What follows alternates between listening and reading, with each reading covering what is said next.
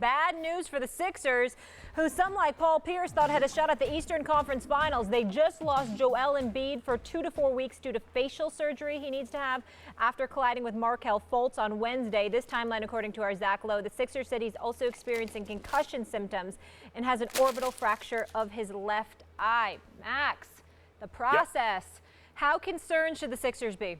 Totally. I mean, listen. If we're talking short term, they ain't going to beat the Pacers 4 out of 7 without Joel Embiid. Embiid is an insane monster. He's a monster. Embiid, like, the reason he went third in the draft is because he's injury prone. And it's funny how injury prone guys say, well, this is a freak occurrence. Seems to happen to them. They are prone to freak occurrences, I suppose. And he is one of these guys. So short term, they are now going to lose in the first round without Embiid. Rest assured, even with Ben Simmons, they can't do it. And you look at the plus minus with Embiid on the court, or the points per possession, per 100 possessions, all that stuff with Embiid on the court, both ends of the court, by the way, because he's a monster on both ends. It's not good. So short term, very concerned. Long term, the fact of the matter is this wasn't the Sixers' time yet anyway. The only question with the Sixers after Hinkie put them in this position is, will Colangelo mess it up, yes or no?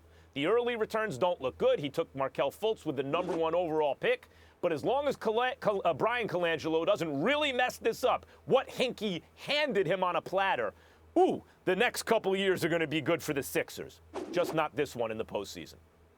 Well, first of all, I still think that the Philadelphia 76ers could end up getting out of the first round. The bottom line is that 2 to 4 weeks, as long as Embiid is back for the playoffs, and I believe he will be, I think that everything is going to be just fine. If this were his leg, it would be, or his foot, it would be an entirely different concern, no question. But the fact that this is his upper extremities, in this particular case, his eye, I'm not concerned about it in the slightest. He'll be just fine. I mean, you look at Markelle Fultz. I mean, first you're not talking to the media. Now you got to end up getting your big man hurt. Not the greatest week for Markelle Fultz, let's just say that. But I believe in him as a talent. Now that his shot seems to be coming back, everything I hear about him is that he can play, and he's going to add something to the equation that when healthy, this brother can ball. It was a freak accident. It happens. But I think in the end, the orbital fracture, when they said 2 to 4 weeks, I'm concerned. If it was 6 to 8 weeks, that would be different. They'd be going home in the first round. But the fact that it's 2 to 4 weeks tells me he'll be back for the playoffs, first round, likely against Indiana.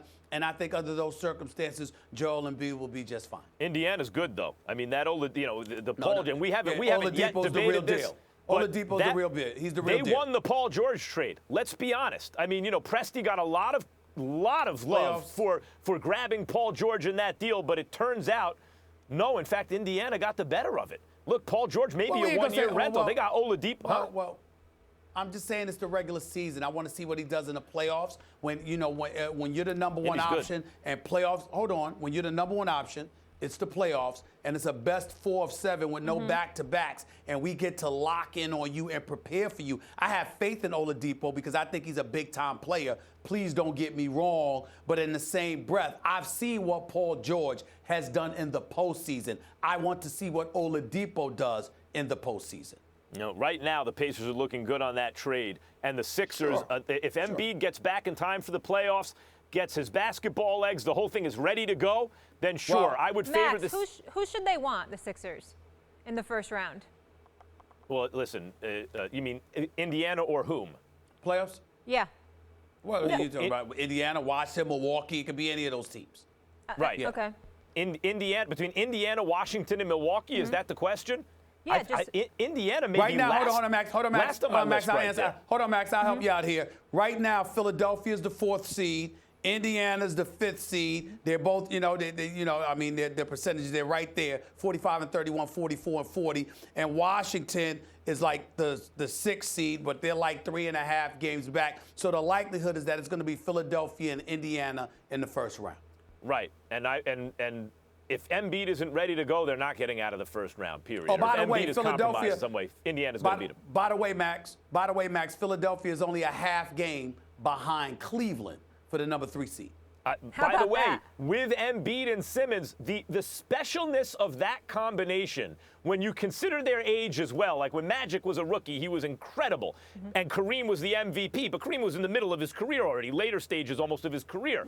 We're talking about two players this young and this good, a point guard and a center. Other than Penny and Shaq, what comp is there in the history of basketball? It is a ridiculous level of talent to have at those two positions. Yeah, they just need to all be healthy at once, for once, and then we can see it. For once. Good point, Molly.